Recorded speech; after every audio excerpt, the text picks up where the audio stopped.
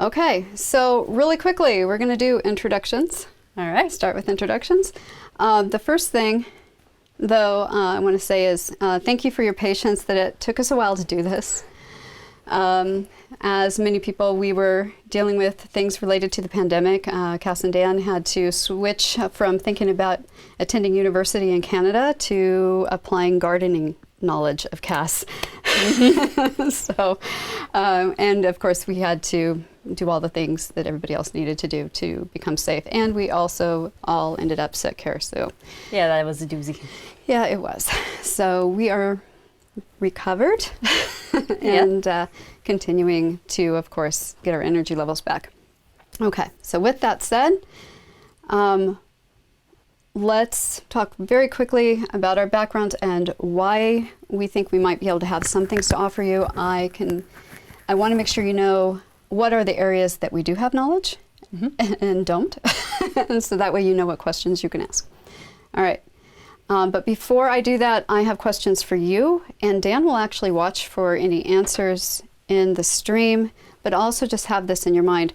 What are your goals, and what do you hope to get out of homeschooling? Now, I know a lot of you, your goals are just to stay safe and keep your children safe, and that's a great goal. Those are wonderful goals. Yes, but if you could get anything else out of homeschooling also while you're at it, that's fine. However, I got to tell you, even before the pandemic, safety was the number one reason that people, some form of mental or physical safety for their child, of the people we worked with. And the other thing is, what are your concerns with homeschooling? Let's keep that in mind. By the way, any responses to this, we can look at those, and if we see some things that we might be able to address with a future presentation, we can do that too. Okay, introduction. Here's where I'm coming from. I'm a certified teacher with 26 years experience. I have both face-to-face and online.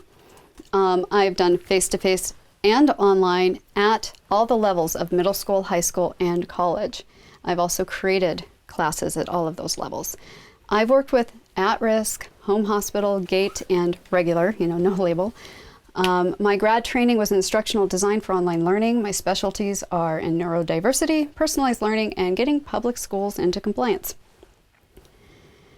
I have helped create new schools, small and large. I founded an accredited worldwide online school, ranked number 5 in the nation for diploma granting online schools, and featured as a model program in an iNACOL publication. And most important here, was an accidental homeschooler, eclectically homeschooling 2 daughters. This is one of them. Well, who did that? Yeah, who did that? Who started that? While working full-time, initially while working outside the home. I also have helped hundreds of families transition into homeschooling who were, most of them, accidental homeschoolers. My current role is online faculty training and development manager with the Medical Academy, and working with Cass and Dan and Kevin to create the Parent Empowerment Project, which has the homeschooling class, a large curriculum and instruction library, and then classes for parents themselves, on parenting, gardening, Tai Chi, mindfulness, arts, such as watercolors, and finishing up my doctorate during a pandemic. So that's my background. As you do. As I do. Okay, so Cass, go for it. So hello, I'm Cass. I was born to this woman. My earliest memories include evaluating curriculum. I have ADHD, dyslexia, face blindness, and I was born tongue-tied. This is the result of years of speech therapy. Thank you for bear with me. I struggled in the regular school system, to put it lightly. I went to the principal's office so often, I thought we were buddies. In first grade, I got put into resource reading, and my mom was not informed. It was actually my speech therapist who clued her in. So after that, my mom started taking over, and by third grade, I had a college level reading level, and in fourth grade, I started being homeschooled. After that, I skipped 4 grades, not all at once, but spread out. And then I started college full-time at the age of 14. And I also spent my youth researching apocalypses as a hobby. It's very useful right now. All right, so here are our goals to help you avoid common pitfalls that people find themselves in. Help meet your child's learning and emotional needs while maintaining your own well-being. Become aware of options available to you, some that might surprise you, and know what questions to ask to get straight answers when evaluating online options, especially the online options. And then you just basically know what to teach, how, and with what. The original format we had planned on was to present and take questions along the way.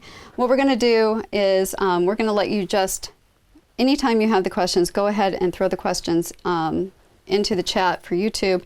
Dan will be collecting these questions, and once the presentation is over, we'll go ahead and answer questions that have come up along the way. That way we can get through. We can still take a drink of tea as we need to, don't worry. But hopefully we won't be interrupted by the storm. Yes. Future formats is we're going to do this again, by the way, next week Sunday, and hopefully everything will be working at that time. And we'll have video segments that will be posted publicly to YouTube and in the Homeschool Quickstart online class, which is part of the Parent Empowerment Project. And we hope to add ASL interpretation as well. You're going to hear a Parent Empowerment Project every now and then. Some of you are already aware of that. That is something we started working on. We wanted to create something for accidental homeschoolers who didn't plan on homeschooling and suddenly found themselves in a situation where they needed to. And we talked about how there are so many reasons why people homeschool. Yeah. Lots of reasons. Yes, some of them you don't really anticipate. Right. so yeah, there's that bingo card of all the reasons. Yeah. This was not on our bingo card. No, it wasn't. Pandemic was not there. But here we are. All right. First thing you need to realize is homeschooling is not school at home. Repeating that one. Homeschooling is not the same as school at home. All right, let's talk about what you can be doing with homeschooling. First of all, the environment. Desks are optional. Now, if you like desks, great. Yeah. Yeah, but you don't have to have desks. However, you can be outside, at a big table, on the floor, on a couch, on a bed. I mean, where do you prefer? Oh goodness, I have so many places just around my apartment where it'll be the bed, it'll be the craft table, it'll be a desk for a moment, it'll be the floor, it'll be the kitchen, it'll be the garden.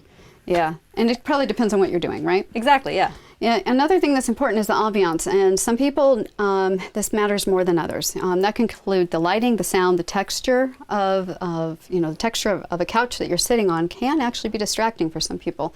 Also, lighting and sound, those go together. I mean, most kids don't realize. Yeah, so in the public school system, you might notice when you walk into a classroom, there's that buzz of the lights. It didn't occur to me to say that annoyed me because that was all that I knew. And it was only after I spent some time away that I realized, this is horrible. How did I ever think in this? Right. So one of the things that I'm going to encourage you over and over and over again, we're going to bring this up, is please communicate with your child. Communicate both directions. How is this going? Yeah. Is there something distracting you? It won't occur to most kids to even say, hey, by the way, this light is bothering me. Yeah, it's just normal. Yeah. You just don't even think of it. You just put up with it because you don't realize that maybe you don't have to. Yeah. Pets and plants is another thing to keep in mind. A lot of people will actually focus better if they have pets nearby, whether it's a dog or a cat or a bird or a ferret. And also plants. It can be plants around you. It could be that you're going outside in nature, and then that's going to help you focus. Food, fidgets, and such. A lot of people like to eat while they are focusing and studying, and the trick there is to make sure you have some healthy things to drink, some healthy food to eat. Yes. Like the picture of the blueberries. Blueberries are good. Blueberries are great. Candy bars are not so great. Yeah. Set yourself up for success. Get a lot of blueberries, not a lot of candy bars. There's a Totally backstory. not speaking from experience. And if you feel the need to stock up on a year's worth of chocolate because you're facing a pandemic, that doesn't, let it last the year, perhaps. Yeah, maybe not, maybe longer than a month. An idea. Anyways, fidgets is another thing. A lot of people like to click their pen, clickety, clickety, clickety, clickety, clickety, and that could really would do that? bother somebody, clickety, clickety, clickety. Yes. So, fine, you might have to have people in different rooms, or maybe get quieter fidgets. Like Kush balls. Koosh balls are Kush awesome. balls. Time and pacing. Now, this is a big one. With homeschool, the times of the day, the actual days, and whether or not you're doing school year-round or not, this is all up to you. So a lot of people do this thing. Again, they think school, right? School at home, yeah. Yeah. So it's like what? Math, 8 o'clock. Yeah. Science, 9:15. Yeah. You know, and I'm like, why are you doing that? Oh, goodness. And you don't have to do that. You do not have to set it up that way unless that's actually what's going to work. Yeah, if you love working Monday through Friday, early in the morning to about mid-afternoon, and that works, awesome. Yeah. But it doesn't have to be the only thing that you try. Yeah, you can do it that way. You can start at noon. When I was working outside the home, we were doing a lot of evening and weekend time. Yeah. Because I had to put Cass in a program situation so that she could be safe while I was at work. And she did actually get some stuff done. Yeah. And it just worked out. The other thing you need to keep in mind that when it comes to homeschooling, you can get done in about 3 hours. 3 hours, what it would take an entire school day to do normally. So don't think that you have to schedule out 6 hours worth of stuff. That's actually twice as much work as what you need to be doing. Also, you know, what days of the week, and then, okay, you're going to be warned. If you actually stick with homeschooling, you're going to find that, I mean, you get days off, right? Yeah. But, yeah. But when people would ask my kids, they'd be like, no, we never. No days off, no vacations, school 365 days a year, every year. And it's because we would go to a museum or we would go for a walk in the woods and be looking at the plants. And it was just opportunities were everywhere, constantly. Yeah. Yeah, so that happens too. But you can take the time off when you need to, whether it's for whatever holidays or vacations Mental or health. Mental health, yes, because that comes first. 6 subjects at once, that's unnecessary. Think about it. Any of you who have ever gone to college, what's a full-time load? 3 courses? Yeah. You try to take 6 courses in college, people are going, oh no. Oh no. You have to get special permission to do that too. And usually that's special permission for a 5th course, not a 6th course. No, yeah. Yeah, 4 or 5 is too much even. Because they want you to, you know, actually absorb what you're Right. learning and dive into it a little bit more instead of spreading out so thin. Right. So that is a thing too, is you can, I think with elementary, you want them to be reading at all times, constantly reading, even if it's reading for pleasure. You can also have them reading across the subject areas Yeah. as well. Math, especially for elementary, you want to keep them going on their math skills and continuing. But beyond that, you can dive in to a subject area deeply and just do that for several days in a row, maybe even several weeks. And even at the high school level, as students, and I really wish the schools would consider doing this more, take 1 or 2 classes at a time. As soon as you're done with one, start another one. You don't have to do 6 at a time. And you could finish faster that way. You could actually become accelerated. Can you think of a time that you did a deep dive or even combined classes? Jeepers creepers. Like you did it a lot. Yes, I know. I know Like, marine biology was one of the things. Yeah, so one of the things I took was a marine biology course and then also a video game design course. And my final project for both courses was to design a marine biology video game. Yeah. And it was great. It was fun. Yeah, There's she also learned a lot. Well, yeah. There's a ton of examples. Yeah. Goodness. Yeah. Moving on. Okay, self-paced. A lot of times, if you're looking at programs, especially if you're looking at online programs out there, a lot of them will say that they're self-paced. Yes. And then they tell you what the due dates are.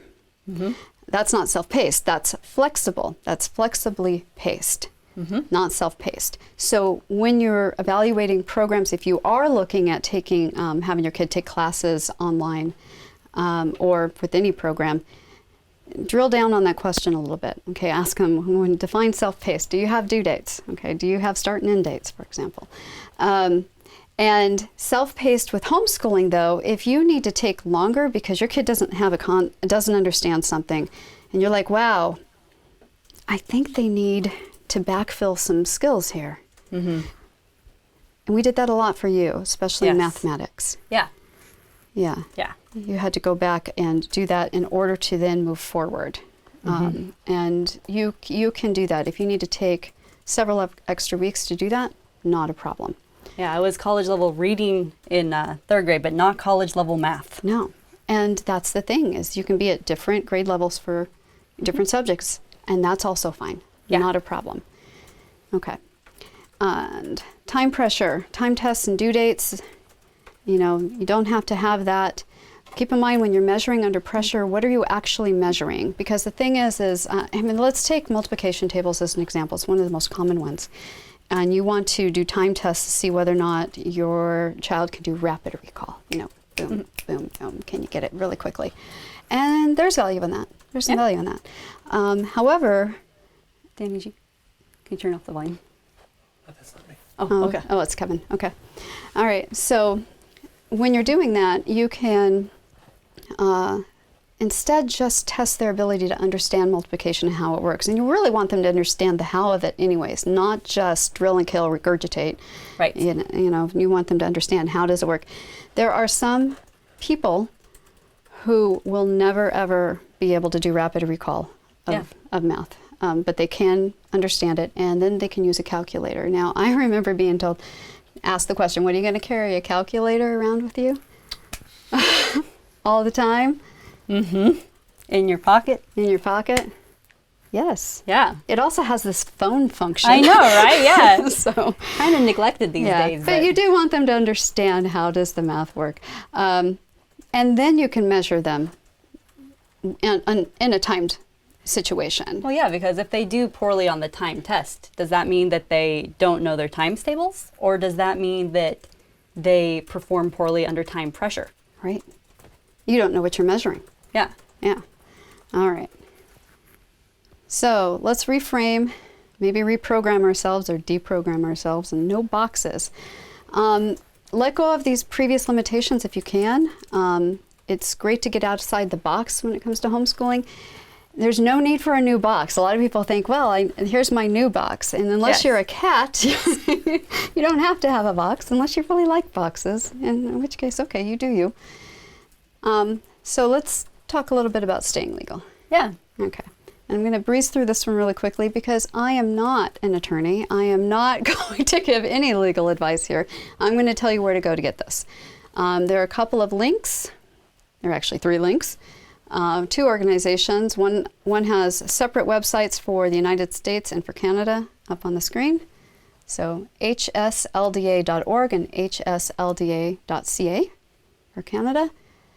And then there's the Coalition for Responsible Home Education, which is responsiblehomeschooling.org. And they are for both the US and Canada. You need to visit your specific state or province websites for details for your region. Okay, so simply use these websites to help you with that. What I can do is also give you some considerations here. Know that you might have different laws at the country level, state and province level, and region and district. Region and district, sometimes you'll have a school district saying you need to do things that you actually don't have to do legally. Yeah. And I think a lot of times the people who are telling you these things actually believe what they're saying. It helps to do your research and get with a homeschooling group if you can, so that they can maybe give you correct information and tell you where to get that correct information. There are also considerations, family ones, right? Because if somebody is divorced, Yeah. they need to... There's a little bit more negotiating in that. Some negotiating there. Everybody needs to be happy. Also, if you have extended family, some of you might have extended family that are very, very, very concerned about the idea of homeschooling. However, one way of sometimes getting them on board is to look for a specific skill area that they can do and invite them to help with the homeschooling. The other thing you need to ask about and get information on is what record keeping is required of you. You'll find that a lot of the record keeping that you have to do, you will never ever have to show anybody, but just in case you want to do everything you're supposed to do. A lot of states and provinces say that you must teach certain skills or certain subject areas, so make sure you know what those are. And then it varies on oversight. Some states you have 0 oversight requirements. Some states you need to have somebody such as a certified teacher, or you yourself need to take a qualifying class or something to that effect. And there are some other options as well, depending on where you're located. So these are your questions to ask. Anything you want to add there? You're good on that one. Yeah. Staying legal. Okay. The last thing I'm going to mention, there's something called umbrella schools. Sometimes they serve just to help you stay legal. Sometimes online schools, people use online schools or local private schools for the same reason. And what they are is they're designed to be more independent study, more geared towards homeschoolers. And so if you search for umbrella schools, that's just it. They're covering you legally and letting you pretty much do what you want to do. And that will vary from state to state and province to province probably too. Okay, student-centered to student-driven. I need to define student-centered.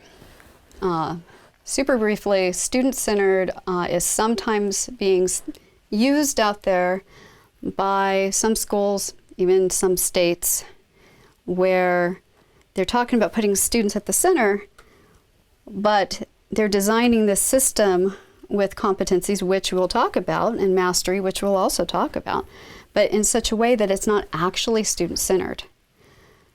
It's system-centered.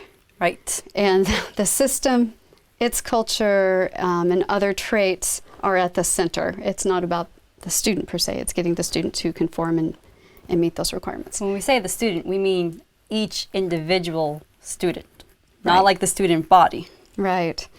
And we're talking about individual student needs, neurodiversity considerations, and so on. So, and you'll get the idea as to what we actually mean by that.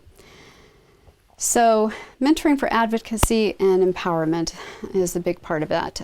Get the student increasingly in the driver's seat is what you hope to do. Now, some people, adults, will need help in their life.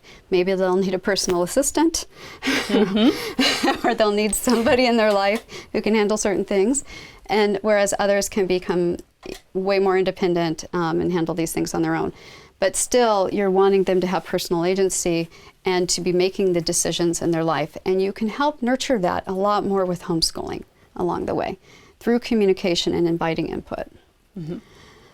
You want the student to be part of the conversation on what to learn, the curriculum choices, feedback even. Like, is the type of feedback they're getting actually helping them? Is the form that they're getting helping them? I remember using a school example, a teacher who was very excited to give audio feedback to all the students, never any written. And there was a student who could not process that information very well. And so you need to keep that in mind too. Nice thing about homeschooling is you can adjust.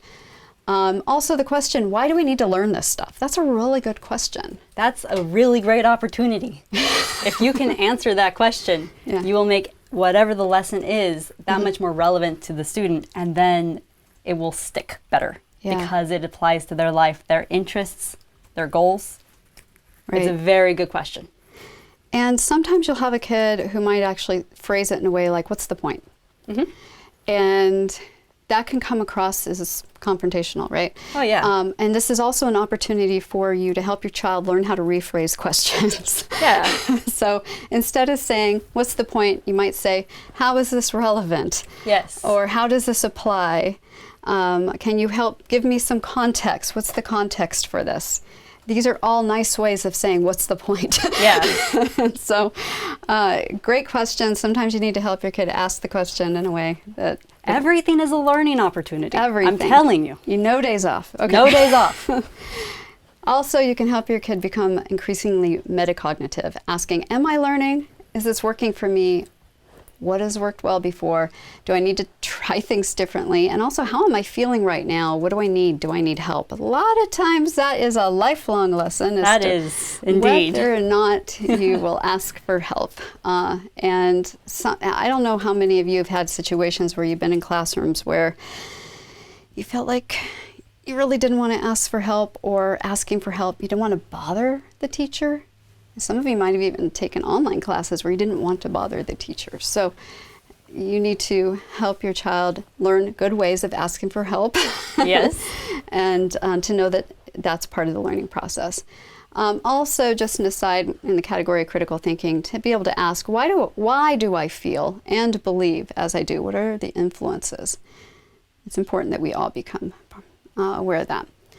Life skills you can incorporate throughout. Do you want to go ahead and take this slide, just list through it? Yeah. So Goodness, maybe not. Okay, I was just going to take it. Okay, I'll take this one. I threw that one on you. I'll give you another one.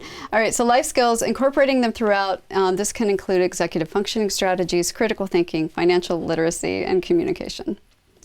All right, learning needs and preferences. This one I can do. You want to? Okay, Cass. All right, so inventories, typologies as valuable tools. You want to start taking it at any point? Do you want me to? Yeah, so so they're great tools, but they do have some limits. The results of taking learning styles inventories and things like this should be used to start the conversation, but not put the period on it. And you should take them kind of periodically, like every few years, just to see what changes. Good point. Try to avoid creating a new box, taking one test that says, of the options that this test tested for, you did the best in this one, and like, oh, well, we're only going to do that now. Don't do that. Don't do that. Use that to as a starting point. Typologies are limited, either by category and options for that category. You need to have the whole picture. You need to have the whole recipe. You can't just say, oh, I learn best through auditory listening, and then only have that. That's like putting flour in a bowl and then where's the cake? Right. You need to have the right environment.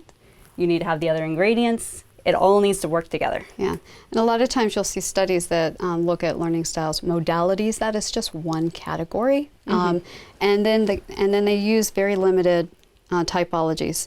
A lot of you have heard the idea of okay, you learn by seeing, right, hearing. You're a visual learner. You're a hands-on learner, and then hands-on. It's not that simple because visual can be reading or picture. It could be photo, it could be charts and graphs. It could be seeing 3D space, seeing someone perform the task. And you can be really good at learning in one of those and not the other. Auditory too is not just listening, but also verbalizing. You'll have, some of you might be this, where you have to talk about the thing that you just learned and process the thing that, the entire good earth. Yes. As a kid, people would ask, how do you know she actually read it? Oh. Line by line recitation, and then also my thoughts on every sentence and how it related to the previous chapters. Right. So, but asking her to learn simply by listening, forget it. In one ear, out the other. I can't process it. Right. So that's an important distinction. Very much so. So be careful with those typologies, please. So with that disclaimer, know that emotions are one of the most important things that you're trying to do. A lot of times when we talk about should we accommodate learning preferences, emotions matter. And if you have kids that are coming who are already stressed, and usually kids who are newly homeschooling are, not all, but most are, for one reason or another. Yes. You need to focus on the emotions, and whatever you can do to make the learning easier, please do that. They'll learn better. They will. Yeah, you'll get farther with it. Do encourage them to, try new things, try new ways of doing it, because they might not even know how they learn best because they haven't been exposed to that. But do keep in mind when you're doing that, it does add a learning curve. And let's talk about the idea of legitimate. There are actually those that say, it's not legitimate. You don't actually need XYZ. Yeah, they don't need that. The real world, you're not going to be accommodated. Actually, we'll talk about that later. We'll talk about that. So most people can agree that if you're deaf or blind, you might, if you're deaf, you're not going to learn by hearing, and if you're blind, you're not going to learn by seeing. Most people sign on for that. So it's well, at what point do you draw the line? Scotopic sensitivity, that's where you need a color overlay so that the words stop shivering as to what color, depends upon you. For dyslexia, yeah. Yep, that too. Synesthesia can come into play with modality interference. Auditory processing can be a thing. Yes. HSP, so many more. You need to have the conversation. Student voice is extremely important here. And this is how you teach your kid to design their life and also advocate for themselves as learners. All right, strengths as bridge. I'd like for you to take this one because I can't see this now without thinking of your math, how you finally learned some higher level math. All right. This was absurd. All right, so when I was still being homeschooled, I had a math block from my time in the school system where I thought that I just couldn't learn it, and because I had been kind of traumatized by that, I would just freeze. You could ask me 2 + 2 and I would freeze. It would just not happen. So you would ask me to calculate things like the volume of a sphere or something. And it's like, even with the equation in front of me, no. What's the point? What's the point? Yeah. Why would you need to learn? Why would you ever need to do There's that? just nothing for it to adhere to. There was no trellis for I was the things. admittedly stuck on. Yeah, like when are you ever going to? Yeah. So Okay. So anyway, that said, I loved writing fantasy stories, sci-fi stories, and I loved world building. However, I had this great story in my head, but I couldn't write any of it until I figured out what the weather was like. And I couldn't figure out what the weather was like until, and I did all this backwards engineering, until I was calculating the mass of the planet and the orbit cycle and like how all these things applied. And suddenly I'm calculating gravity, I'm calculating mass, I'm calculating volume, and it's just like flying out of my fingers, no problem. Yeah. And that was how I was able to do math, Yeah. was by writing a sci-fi story. Yeah. Strengths as a bridge. So, whatever that happens to be in the moment, Yeah. use those strengths. Nothing wrong with that. Global sequential. So if somebody is a global learner, they need to have the big picture first. They need to know, what's the point and where are we going with this, and also just kind of see the whole forest before we talk about the little trees. Think about IKEA furniture. Yeah. All right. Some people will actually want to look at the picture on the box. What are we building here? Yeah, and go through the whole steps. Make sure they have all their tools. They'll lay out all the parts on the floor. Yeah. Okay, they're going to do all that. And then some people won't do that. They'll just grab the instructions and start with step 1 and figure it out, step 1, step 2, step 3 as I go. Don't need that part until we get to step 6, so Right. not even going to look. And then there are people who don't even use the instructions, and sometimes you get a piece of furniture out of it anyway, so whatever. Well, I think this goes to this. Right, so global sequential, so how does this apply to you? Sometimes you need to give the full picture, but then sometimes in the process of doing that, you might have a learner who really likes to just stay sequential, get stressed. It's overwhelming, yeah. Very overwhelming. So quick overview, then start step by step, and then just gauge it. And again, communicating with your kid. All right, so perceptual modality, we already talked about this, so I'm just going to list off some others. So we talked about how visual picture and visual text are, two different types of visual: auditory listening and verbalizing. Taste and smell. Tactile kinesthetic can be touch or space or movement, balance, hands-on. Synesthesia does cross-modal. We're going to talk about synesthesia in a future presentation, by the way. And you need to avoid modality interference. Have you ever watched a movie where the voices didn't match the mouths? And could you? Or even the captioning. Or the captioning was off. That's called modality interference. All right, social psychological, this is coming up a lot right now. There are social psychological needs when it comes to learning. Some people want to work by themselves and they're fine with that. They actually do better. Some people need a big group. Some people need maybe just one other person, like a work buddy. Some want 2 or 3. And somebody who does really well working with one person, that's the best way for them, might suddenly not do so well if there's 2 or 3. So, just because you do well with one doesn't mean you'll do well with the other. Also, as to who you're working with, it could be your age group peers, or it can be somebody slightly older than you, which is called a peer mentor. So somebody who's a little older, but kind of more of a mentoring role, but still kind of in your reach of age somewhat. And then others really prefer to work with more of that mentor-teacher type instead. And then there are all sorts of things that come into the psychological needs. Yes. So when I was still in the regular school system and you were teaching middle school, Yeah. I remember I came over one day after school and I was just in tears, so frustrated with math because I couldn't understand it. Didn't make any sense. Ongoing math. My Yeah, gosh. I know. It was a point, man. It was a point. Anyway, you had this 8th grader kid who just looked at it and like, I never learned this. How do you do fractions? Oh, And so, savvy. yeah, and he was just, just expressing genuine, to me, curiosity. And like, oh, you poor soul, you made it all the way to 8th grade. Well, here's how you do it. And from that point onward, it made me feel so much more relaxed about math, because then I was approaching it from the angle of, I'm going to have to tutor this poor 8th grade kid, so I better pay attention to this. So that's not quite the mentor. No, but it's that the still reverse. works. That works. But yes, it's... Okay. Yeah. It's adjacent. Yeah.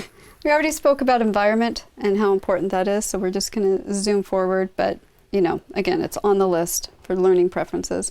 Intelligences and talents. Some people will be very naturally inclined to, let's say, have musical talent, or be mathematically inclined, Yes. or be really good with languages, or be really good with nature, for example, where they're intuitively understanding nature and animals, and it's really easy for them to learn these things. Yeah. Physical athleticism. Yeah, and then whether or not they build that into an actual talent depends on how much work they do. And then some people will they're a workhorse, and so they'll just work real hard on it until they build the talent. Interests and passions. Tap into your kids' interests and passions. And if you're going to start homeschooling soon in this fall, and you're scrambling, and you don't know what you're going to do, you're not sure yet, and you're like, should I have a curriculum? You know what? Go ahead and just figure out what your kid's interested in. It's a great cheat sheet. It's great. And come up with something that for the next few weeks, the next month, they can just dive deeply into that. They can read about that, write about that, draw about that, research that. And while you're figuring out other things. Yeah. Nothing wrong with that. Okay? And beyond that moment, anytime you can work in their interests and passions, such as creative writing and world building. Yeah. I learned about botany. I can't say it anymore. No. Oh, no. Study of plants. Anyway. Botany. Botany. Thank you. That's what you're trying Math, to say. science, all of these things through my interest area. It was good. All right, skills testing is something that you'll probably want to do, because what you're going to find is, let's say your kid is 4th grade and you want to test their reading and math levels. That, by the way, that's skills is just about reading, writing, and mathematics. Okay, that's all. You can also test technology and soft skills like communication, but most skills tests are just looking at reading, writing, and math. And you might find that regardless of what grade level your kid's at, and regardless of their grades, their actual levels might be lower or higher than what you anticipate.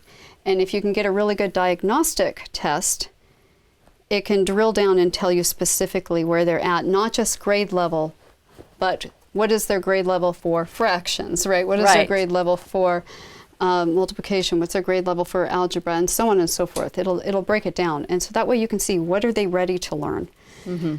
Know the difference between a subject and a skill. An example of a skill is reading. An example of a subject would be Shakespeare. You use the skills to learn the subjects, okay? Criterion versus norm reference. So criterion-based is saying, here are the things you need to learn, and how close are you to learning those? Norm, that's comparing people, that's comparing one student to others, or, in a class, or can be comparing students nationwide. You're in whatever You're looking percentile. at the averages. Yeah. At which point, you're going to have people who are above average and below average just by the nature of what that is. Right. The average is not everybody. Yeah. You can't ever Yeah. have everybody be, 90%. I didn't Exactly. understand that when I was in school, and I kept going, how do you get 100? Yeah, right? I didn't know what a percentile was. Tests, where do you get these tests?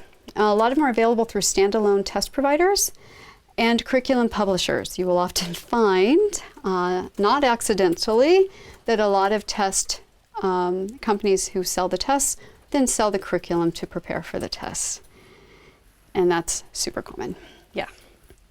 All right. Socialization in the real world. I love this one. We're probably going to speak more to it than I will. All right, so common question you get as a homeschooler.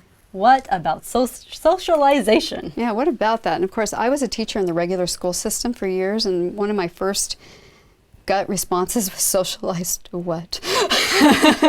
Are you sure you want them to be socialized? You have no idea. All right, so a lot of times we group people by their manufactured date. In other words, when were you born? And you're only going to be socializing with people born within, 12 months time span? Yep. Okay. That causes a lot of problems both academically and socially. Yes. And think about, let's just move on to the next and we'll come back to it. And see, I don't have my things ahead here, so I can't quite see what's coming up at me. That's good. Yeah, so so manufacture date, I'm going to go back to that really quickly, if you don't mind. Manufacture date grouping, so grouping by age, and we have them in columns and rows a lot of times in the classrooms, out of necessity, because when I was teaching, I had a class that was made for 25, and almost all of my class sizes were in the upper 40s. Yeah. You could only fit them in so many ways, and I tried. I tried to come up with better ways. And so that's part of it. And then also, kids will sometimes develop a sense of how good are they when it comes to social skills or academic skills. And you can find a pattern, not 100%, but you'll find a pattern that the kids who are the youngest in their class might have a self-perception that is lower than the kids who are older. Because they had more time to develop before they started school. Right. And then, I don't know about you, but I socialize with people who are all different ages, so not just within 12-month time span when I was born. So institutional pipelines is another thing. Schools were designed, a lot of you probably have heard that schools were designed for factory workers, creating your factory workers, and then a small percentage would go to college. We also see other pipelines. You had the college pipeline. You do have a small college pipeline, and you have maybe a bigger one now. But you have the factory workers. You also have the school to prison pipeline, which has been documented over and over again. And that one's rather frightening. Yeah. And one of the things that's great about homeschooling is you can get out of those pipelines and start to choose your path forward a little bit more. A lot of times when we're talking about socialization, We talk about social conformity. Yeah, I mean, what is socialization? What's the difference, socialization or socializing? What are you saying when you're saying these words? What's the difference between the two?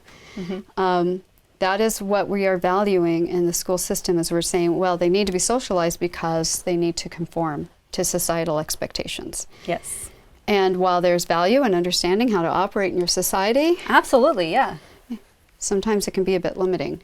Definitely. If this is all you know and this is kind of all you've been exposed to and trained to go into, it's the same thing as like when you first start homeschooling, you don't know what the other options are, and so you don't really know what your preferences are. And in this way, you don't really ever find out who you are, or you're a little bit more delayed in finding that out because your scope is more limited. Yeah.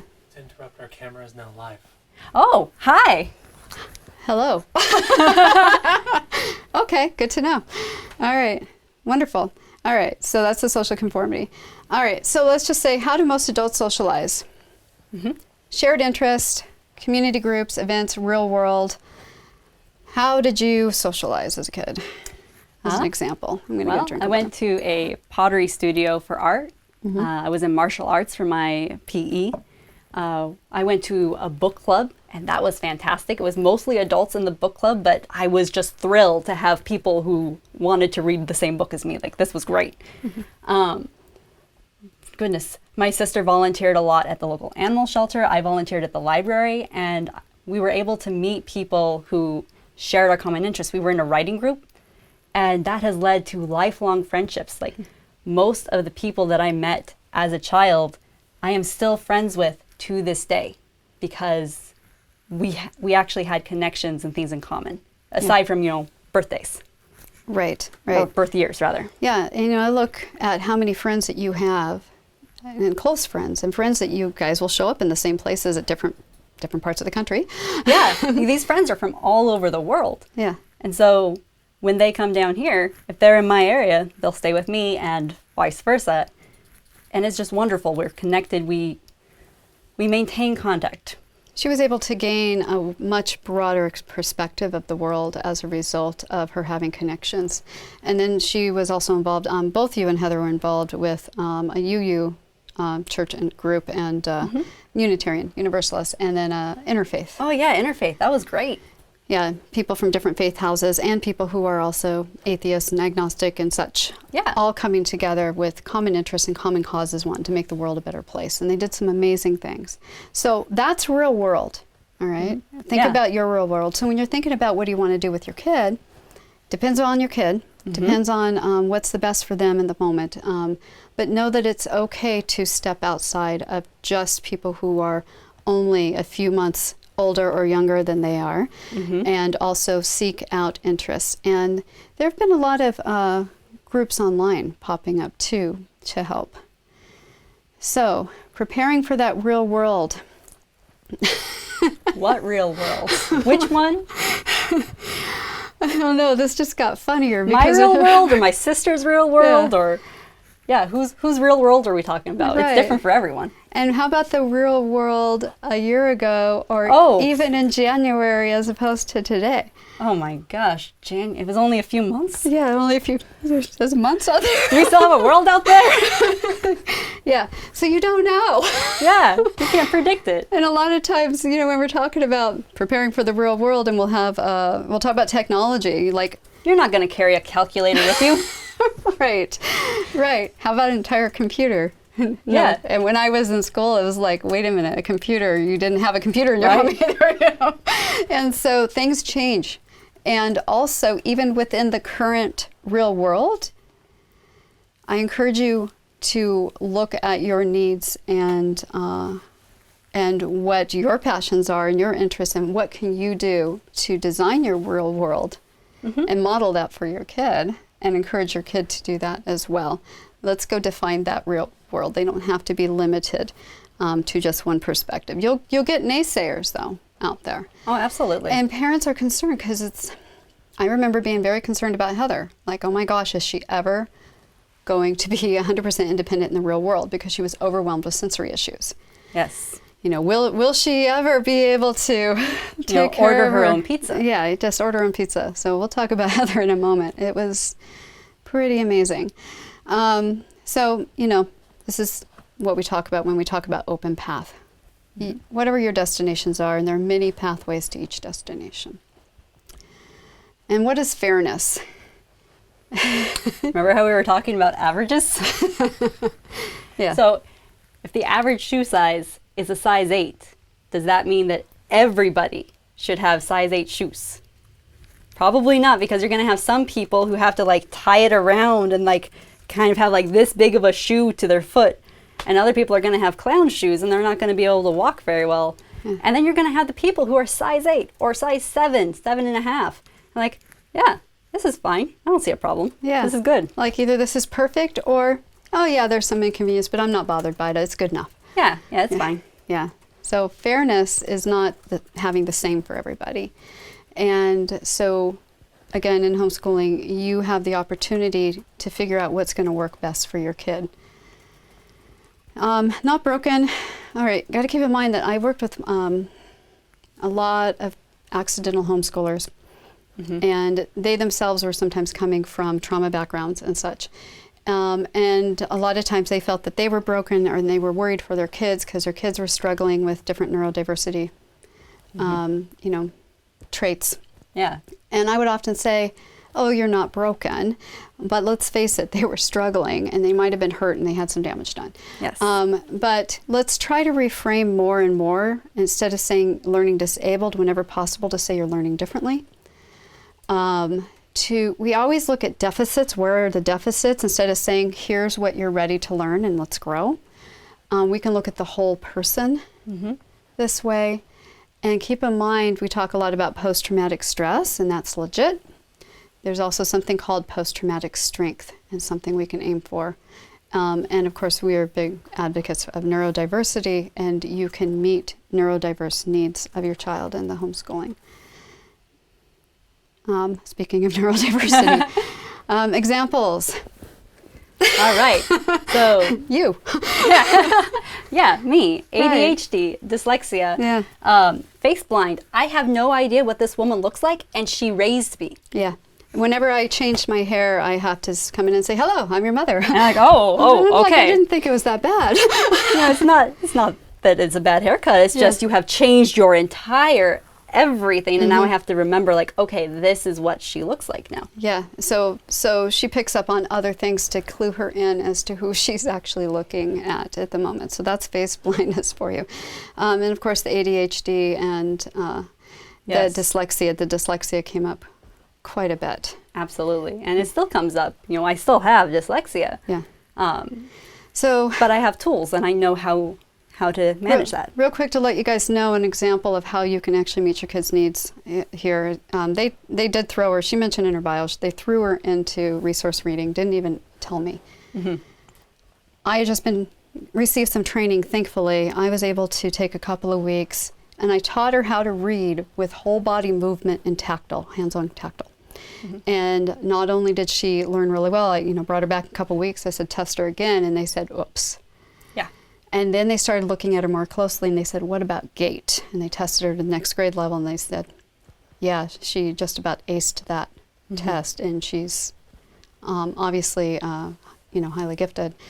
And, of course, then, reading level kept going up and other things, and started college at 14. What would have happened to her if she had remained in the regular system and I didn't have some training?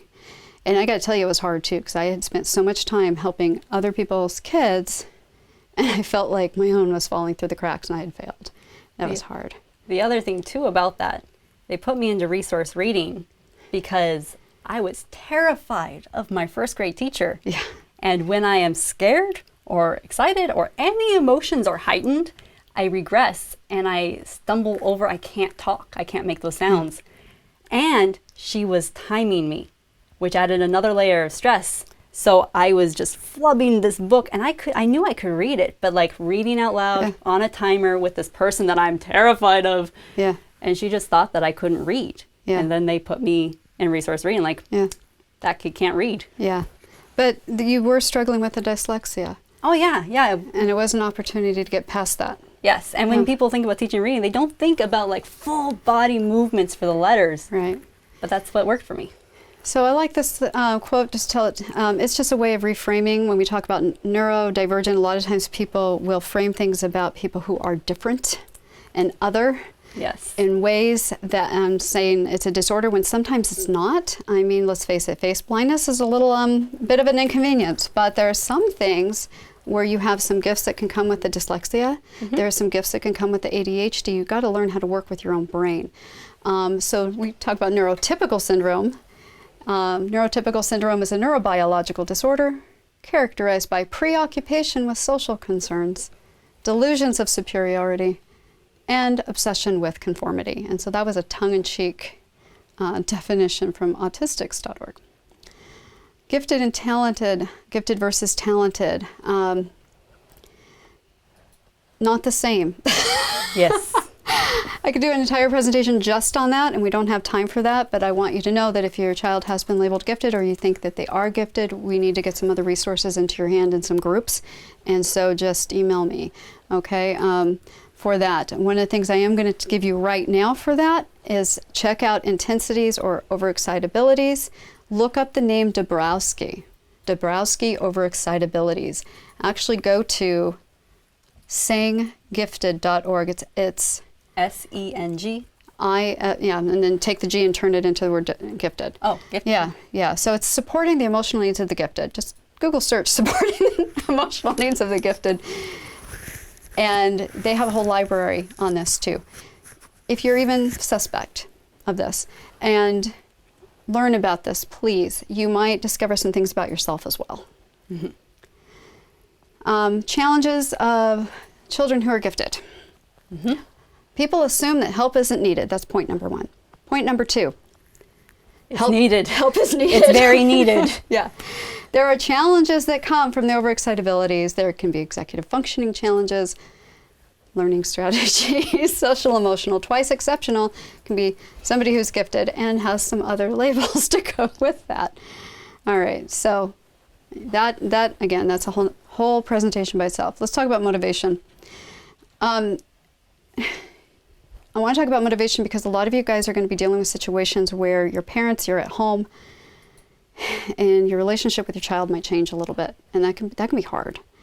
Yeah. You want to have this parent-child relationship, and now you're adding in being a teacher or trying to figure out. It can be hard at first to transition and strike a new balance, and sometimes different behavior things happen that you need to learn how to work with. So let's lead up to that. First of all, let's talk about goal orientation. There are a lot of people who have a goal orientation to getting the grade. And then there are some who have the orientation to learn. That's the goal, is to learn, regardless of the grade. They're hungry to know more about this. Right. It's ideal if you can help your child let go of the grades, if they can. If they really need that, then that's fine. But to at least include the learning. Yes, learning for the sake of learning. Exactly. There's also internal and external motivations. It would be ideal if they had a lot of internal motivations, and if you can tap into that as well. And that's why we talked about things like talking about your interests and passions and such. Yes. Yeah. All right. So common goal categories. Just going to mention these real quick. Material, academic, professional, personal, financial, spiritual, physical. Okay. So goals versus means. Let's just do money. Can you take money? Yeah, Is money absolutely. a goal? No. So if money is a goal, Yeah. then imagine a dragon just hoarding it and hoarding it and hoarding it, and you don't spend it because the goal is money. However, for most people, we are not dragons. We want money so that we can acquire other things, so we can spend that money. Money is the means to our other goals. Right. Right. So don't confuse the means and the goals, because sometimes there are other ways, okay, to get to a goal. And yeah, I'd like to have more money personally, you know. Sure. But it's because I want safety. Yeah. I want safety. I want to know that my bills are paid. I want to make sure that everybody is okay. I want to have good health, and I use money to pay doctors, right? So Yes. the same thing happens with learning. Keep that in mind. You know, what are the goals? What are the means? And what's the motivation? This is going to come up. I'm going to give you guys a trick that I had to use with Heather. And you used it a little bit with you too. Didn't work as well with you. But it did, but it stressed you out a little bit at times. Two different kids. Two different different that's the other approaches. thing, two different kids. All right, integrity and follow through. Want to let you know that if you might run into issues with cheating with kids homeschooling, it happens. Don't panic. There are reasons for cheating or integrity issues. Sometimes they legitimately don't understand plagiarism and cheating, and it's a great learning opportunity. Sometimes they don't believe they can successfully do the task, so you're needing to address things there, or they don't have the time or resources to complete the task, or they don't value the task. What's the point? Yes. Why do we need to learn this stuff? Right. Solutions. Actually teach about plagiarism. Go to plagiarism.org. That's a good starting point.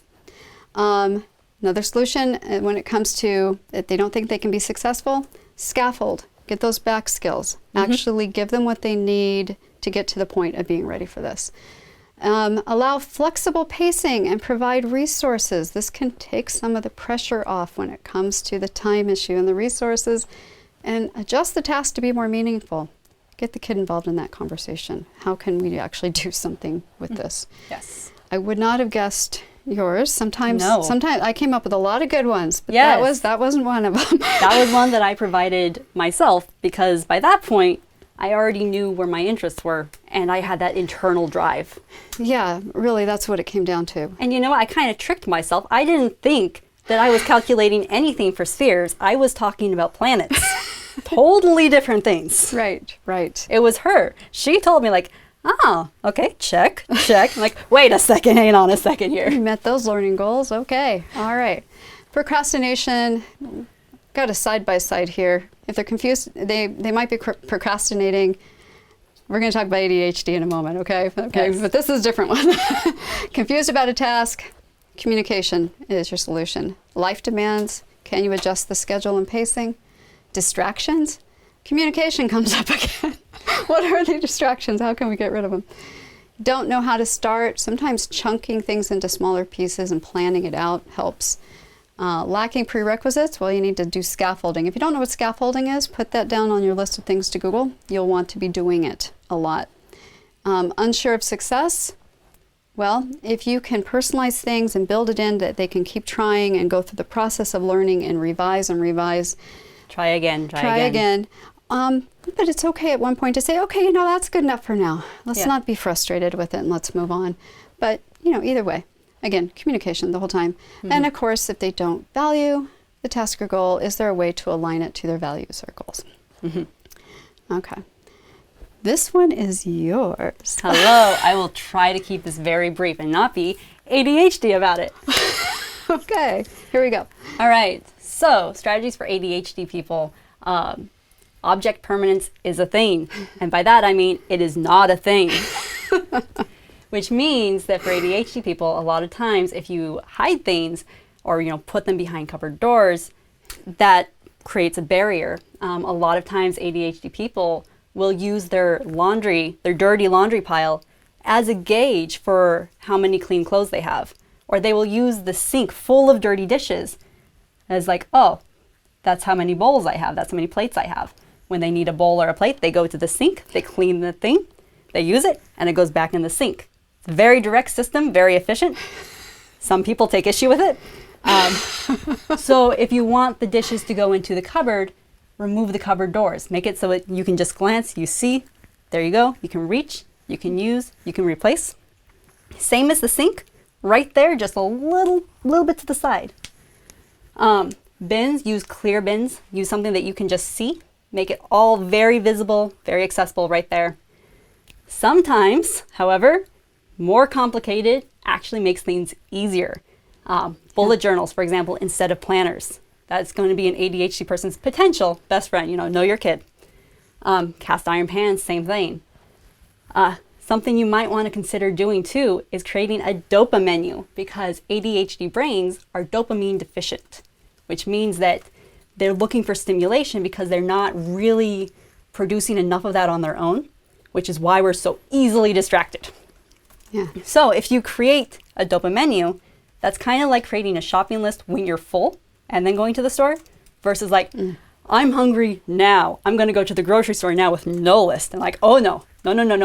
Too many Twix. Yeah, exactly. Yeah. So by creating something in advance, it's there when you need it. So that way you don't spend forever scrolling or watching videos or falling into things. I gotta admit, I was very confused. We had tried all these, let's get it as simple as possible to get you organized. Yes. Over time, and and in your face, and then you do this very complex bullet journal, and I'm like, that's working for you? Okay, all right. It is not not exactly intuitive at first glance, but there is a system. So she's in the middle of researching and creating a class on this, and she's going to be giving a presentation in the future on this. So if you actually want more about just this one topic, she's going to be offering that in the future. I found this stuff out the hard way, so you don't have to.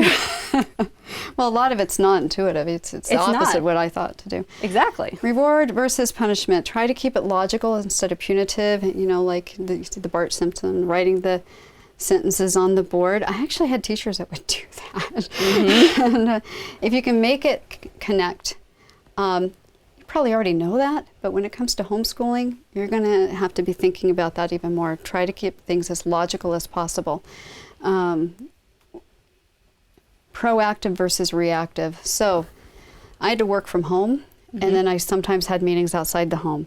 I had to be proactive to make sure I didn't have a situation where kids were suddenly being loud or coming up and saying, hey, I need something. Where's my blah, blah, blah. Right, or they're fighting with each other. Oh, yeah. Right.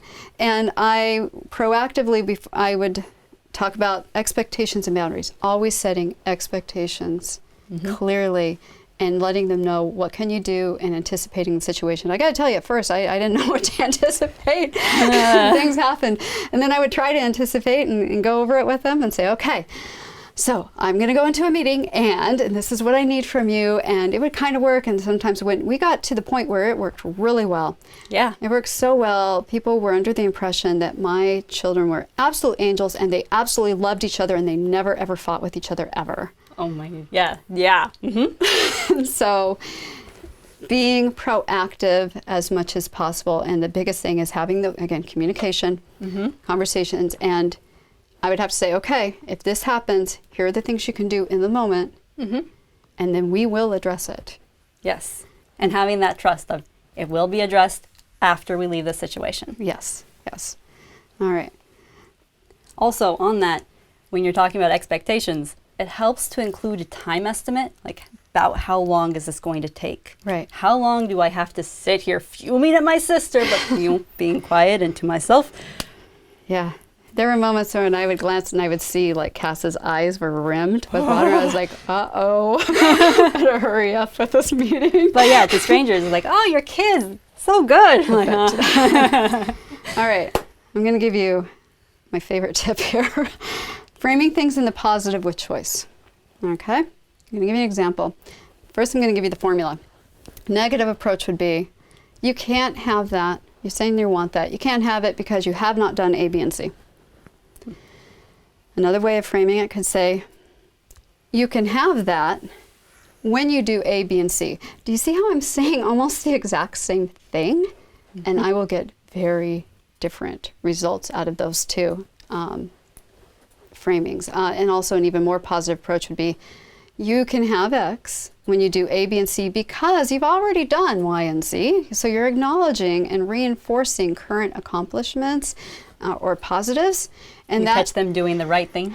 Catch them being good. Absolutely. So that's super important. So I absolutely had to use this with Heather. So keep in mind with Heather, she had the sensory issues going on. We had to deal with those, and those were going pretty well. And she was coming, and through the homeschooling, I was able to do a lot for her to become increasingly independent, and she did, and she came incredibly driven. I might have overcorrected a little bit, but very impressive. She's amazing.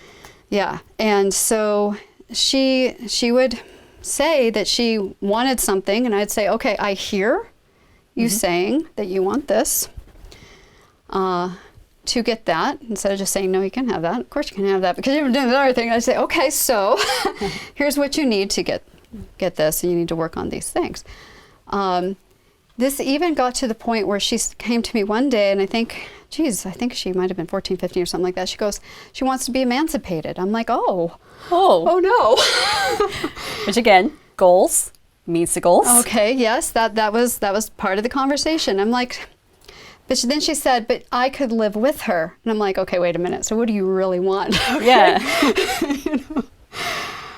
And so I figured out that she wanted to be more in control of her life. I mean, like I said, might have overcorrected. We were doing a lot with the phenomenal kid. Sensory stuff. But you can't just... So I explained how, okay, it's kind of hard to be emancipated because in order to be emancipated, you need to show the courts that you can actually handle things on your own. And before you are actually allowed to have a full-time job, you would have to be either older or emancipated. And it's just this chicken egg thing here, okay? You're stuck. Catch-22. All right, so I said, but since it sounds like your goals are actually this, we had to redefine the goals. Let's work on that. And we did.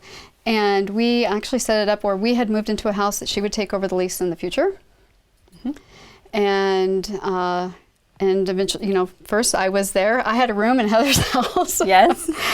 And over time, she was able to take over more and more. And sometimes it was too much. Had to back off, and I had to take more. And I'm like, yep, okay, that's fine. But in order to get to that goal of being on your own.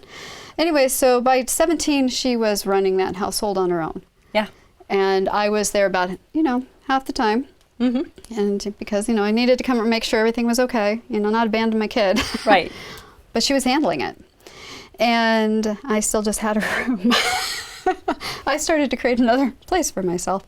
And then I'm thinking, okay, this is cool. We have arrived. This is great. We should be set for a while now. Right. And then she says, you know, renting sucks. I'm like, well, okay, yes, it can. She's like, how do you buy a house? I'm like, oh.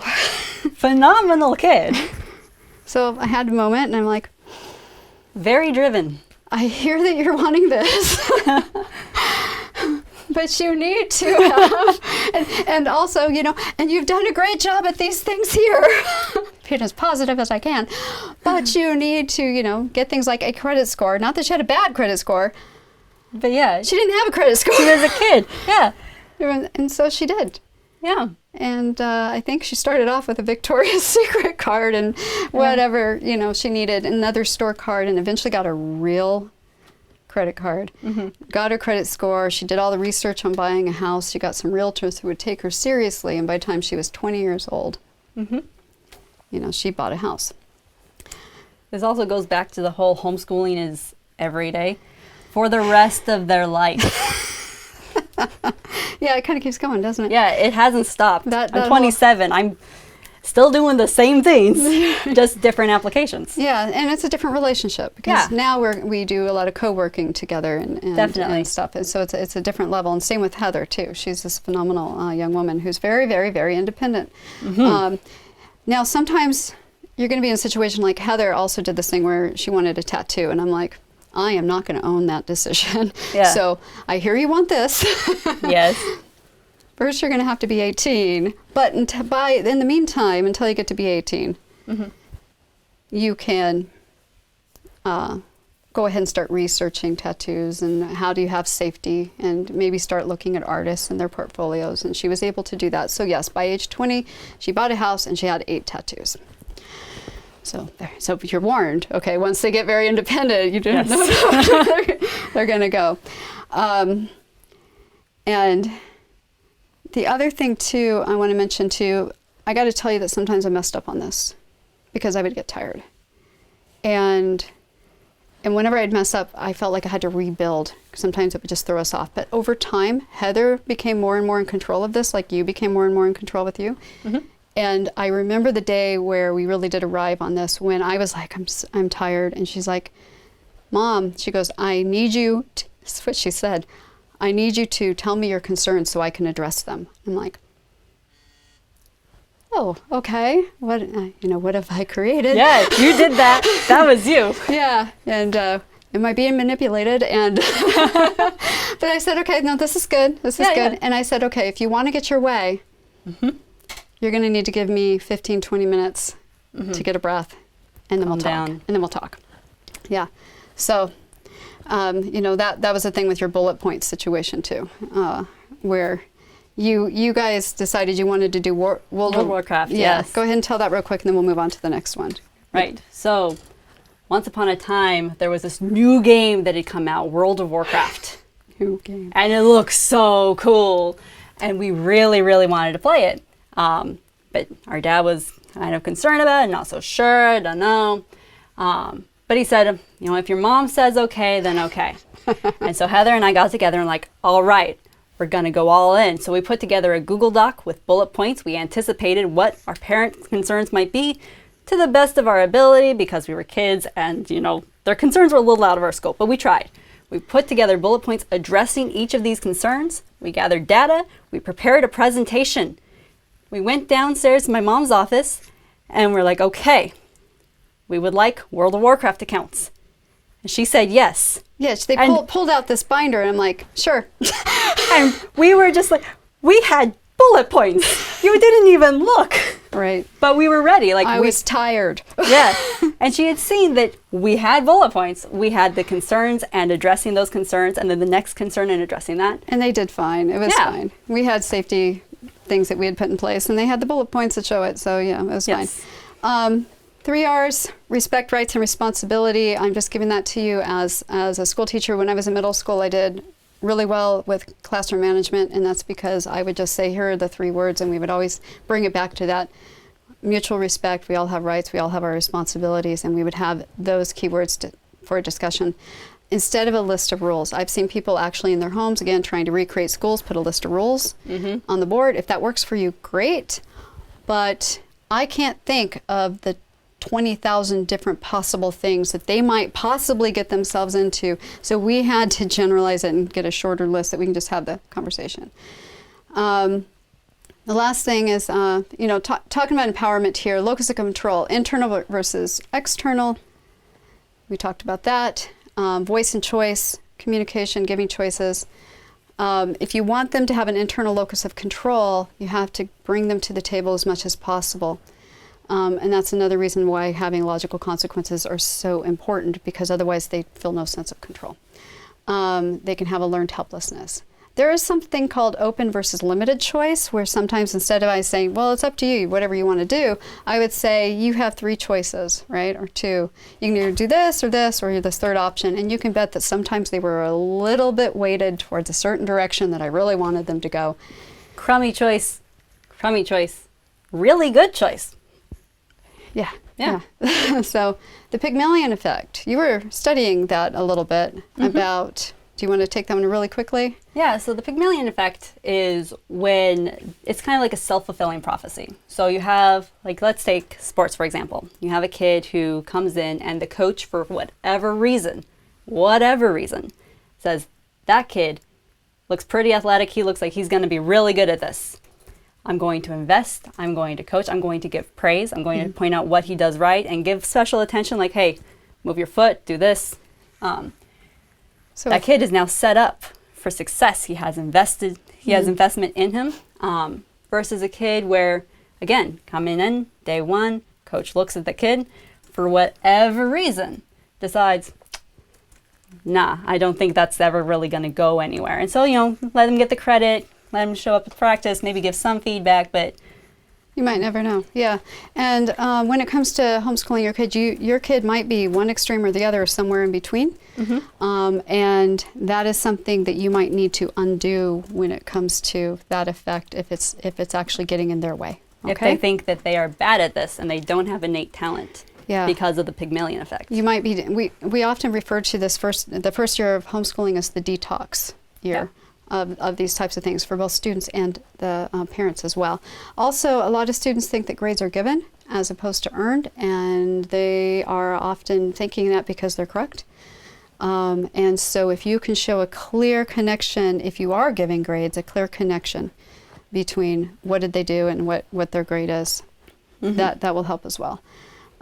Scaffolding towards empowerment. Trying to empower them, invite their input, encourage that metacognitive awareness. Self-efficacy is using skills and tools that work for them. A lot of times when schools talk about self-efficacy, they're applying it to conformity again. So do keep that in mind. You might need to do some reprogramming there. Learning feels possible if it's personalized, and focusing on that growth instead of deficit mentality like we talked about, and the model acceptance and compassion. Okay. Do you want to take questions? Are there any questions because I think we're trying to cover it. Are we doing good on this? We're doing good. There are no pressing questions. No pressing ones. Okay. So if there are any questions that you have had and you want to save them towards the end, that's fine. Because I know this is really long and I can't even tell what slide we're on because it got changed on us. But we're going to push through until the end, and it's going to include talking about the grades and the assessment and giving feedback in a way that kids can take them. That was hard. Yeah, that's a learning curve. Yeah, and talking about looking at other programs and finding the curriculum are all things that are coming up. All right, so first of all, what's the goal and what are you measuring? So, okay. So what concepts, are you just trying to say, oh, check it off the box, I covered that concept? Or do you want to say, are you measuring that the kid actually became proficient or even mastered it? Or are they showing growth in this area? Are they transforming? Is it transformative learning where their learning went from this class situation, this subject, to actually applying it to other situations in life? And then, of course, we talked about formative versus summative. But formative is, again, I'm using this to form my next lessons, form my next learning. Summative is just a summary of what you learned and you just move on. And most tests in school are that. The give grades, we talked about that. What do the grades measure, represent? By the way, you don't have to use ABC grades. You can just give narrative feedback. Also, I encourage authentic assessment. It doesn't have, if you're going to say, hey, can you write an essay? Have them write an essay. Yeah, don't give them a multiple choice test on how to write an essay. Right. Model it. Yeah, and you can gather portfolios as part of what you do. Also using rubrics and checklists. If you don't know how to use those, start looking into those. It can make your life a lot easier, and a lot of times curriculum will come with those. Do you need to assign grades? You might. Depends on what your long-term goals are. Being able to consider that. Feedback. Feedback can be hard. I got to tell you, so one of my degrees is a master's in English with an emphasis in teaching English. I'm like, I can do all the language arts. I can do this. My kids didn't want feedback from me at all. Not in an area of expertise for some reason. Yeah, we would not let her read our stories. No, I wasn't allowed Sorry. to. Yeah. And I'm like, okay. I found out that that's normal. So you might be thinking, hey, I'm good at this. My spouse is good at this other thing. We'll divvy it up. I have a degree. I teach at the university on this subject. Doesn't matter. You still might have if your kid is being reluctant, I want you to know that that's normal. It happens. And there are other things going on behind the scenes there. And sometimes it helps to I just started delegating is what I started doing. But if you are giving feedback, considerations is consider the tone. Try to be either neutral or positive. Make it an accessible format like we talked about. Invite their input, like is this feedback working for them? It's okay to have ungraded feedback. And again, let them redo and redo. So the sandwich is there because you can start off saying, hey, you did well here. Mm-hmm. Here's some areas that the essay needs to have added to it. Mm-hmm.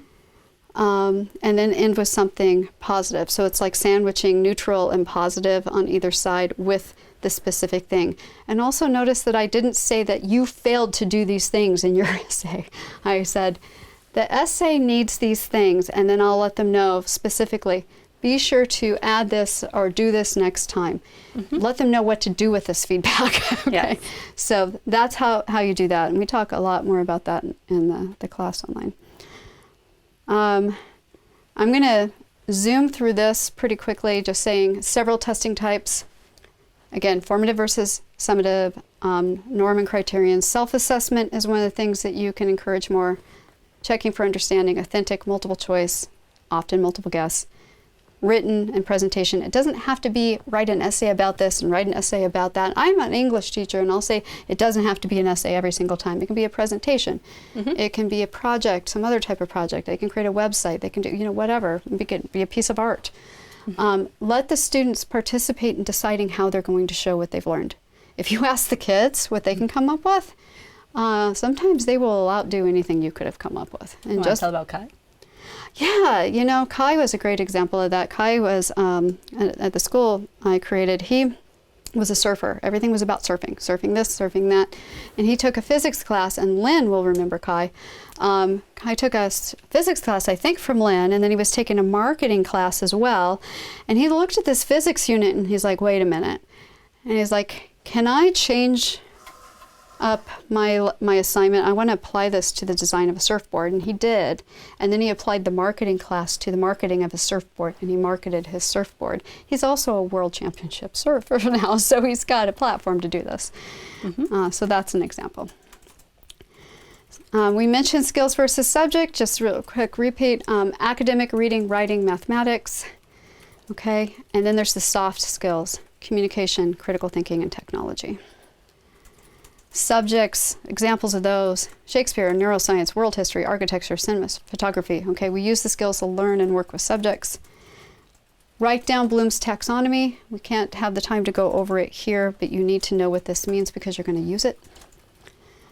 So write down that word, and you will use it when determining learning goals. Okay. Classes within a Carnegie unit system. This is probably what a lot of you guys are used to. It's organized by subject. English 2, Algebra 1. Sometimes you'll have things that are cross-subject. Cinema is literature. Yeah. Credits can be quarter, semester, or year long even, and they are all associated with instructional hours. That's what you guys are used to probably. Competencies are the specific learning goals for every single class. Projects can cover several goals across subject areas, and workshops might only cover one or two. So imagine this. Take all the classes you're going to do for high school. English 1, English 2, English 3, English 4, biology, world history, whatever. Just take the whole list. Get the learning goals for every single class, and then take those titles, shove them to the side. Just look at your learning goals. Those are your competencies. It's possible to build a program where you're only looking at the competencies and not the individual course names. That's its own way of doing it. So we, look at Western Governors University, I believe. Yes. That's one example of Prescott College in Arizona. Yep, Prescott would be another one. So yeah, you have colleges that are doing this too, because they're more concerned, are you learning the things you're supposed to learn? So that's what the competencies are too. You can actually do a whole program like that. Usually what people do is they stick with the class names, and it's okay if you choose to do it that way, but they might do some crossover, a project that's going to work with both classes, like you had mentioned earlier. Learning goals lists. So the United States has public lists at the state level called state standards. There's also something called Common Core. And then at the district level, there's something called essential skills. You can go to your district's website and look for the word essential skills, and you might find something on that too. Again, just a reminder, a student can be at different levels in different subject areas. Please avoid being stuck in the grade level box. And think big. Big picture goals are things like the scientific method. Science changes. Yes. Yeah. Daily. Yeah. If you learn just science, you're going to be trying to catch up until you die. If you learn the scientific method, that's something that hopefully, ideally, will stick around decade after decade. Yeah. And it's the process, like the writing process. The writing process, the scientific method, all of these things are your big picture goals of or what are you learning, and they're the ones that tend to stick. So when we're talking about preparing kids for the real world, what are the lessons that are actually going to stay with them and remain relevant? What was good writing in the 19th century is not good writing today. Yeah. But the writing process is there. Yeah. Yes. Lynn has a comment that Yes. it can be useful to look at your state department for educational standards, and it would be good to look at those across multiple states. Yes, yes, definitely. You can start with the state that you're in, but you might want to look at other states as well and pull it together. Now, you might have to make sure that you do cover certain subject areas for your state. That doesn't mean you have to cover all their state standards. And some other state might actually have a better list. And you can take that list, you can take out things, you can modify things, you can add in other things to create your list. And it can just be used as a starting point. Again, the goal is being able to hit the target. Not the target, but hitting the target is the end in view. Because the target will keep changing. Yes. So, critical thinking. Again, we talked about make sure that they have metacognitive awareness and build that at every opportunity you get. Please include logical fallacies. We have seen that we need more people to be aware of faulty logic and how to identify it and how to work past it. Also, don't forget the arts, the power of arts. The arts, something like a song or a story will slip right past people's barriers, right? Their resistance, and go right to the heart. This can be a good thing or it can be a manipulative thing, okay?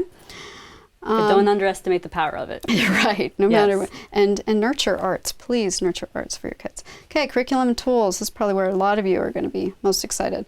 First of all, the best curriculum doesn't exist.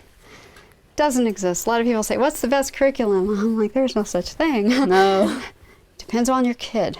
Yes. It depends on your situation, okay? Learning preferences and needs. Your home. What's your home environment? Parent and mentor skills and knowledge. Whether or not your kids will listen to your skills and knowledge. Mobility and versus stability. Sometimes we were on the go. Sometimes we were in one place. And so on. Whatever is best for this kid, for this learning goal, at this time, that's the curriculum you use. Okay, now that's a little overwhelming, right? So let's talk about places you can actually start looking. Okay. Yeah. Right. So Rainbow Resource Catalog. Want to talk about that real quick? Because that thing was great. Yeah. Yeah, so every so often we would get this tome. I don't know if it's still a tome, but once upon a time. And if they still print it out, it's going to double as a doorstop. I mean, They Yeah. have an online version now. I recommend you know, like that. paperweights? It'll be a car weight in case, it's hefty. Yeah. And they have descriptions of the curriculum and reviews that they perform on it instead of just, the pitch that the publisher gives. And it's great. My sister and I would go through it and be like, this and this and this and this.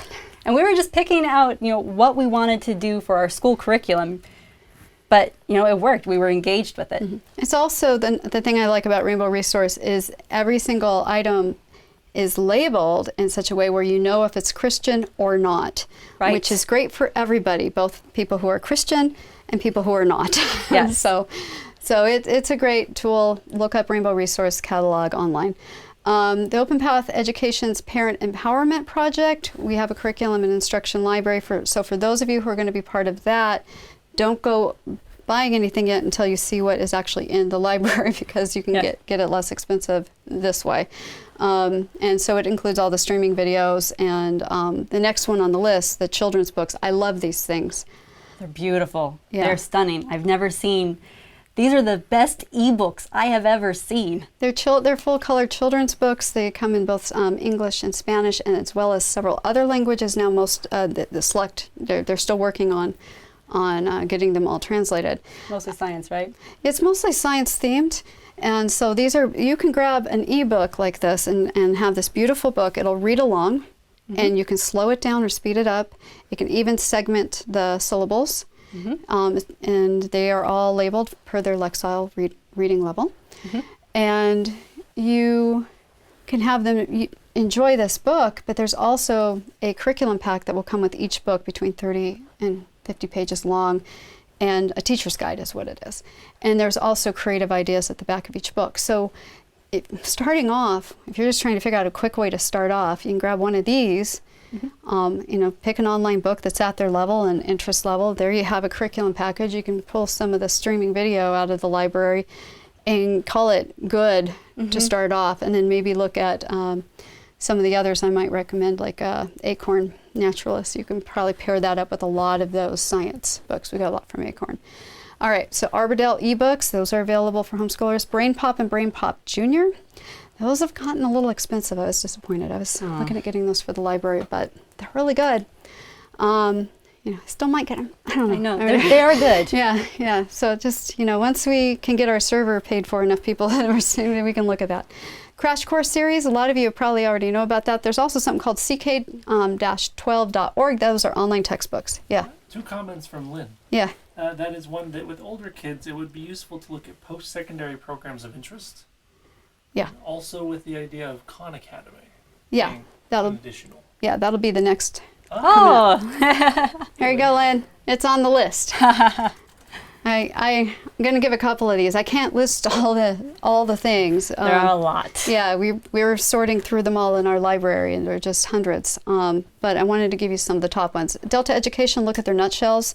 This is a great way if you have multiple kids and you want them to do some learning together. They have science in a nutshell and math in a nutshell. We mostly worked with the science, and they will have their journals and they have their experiments. It's fantastic for especially the small groups.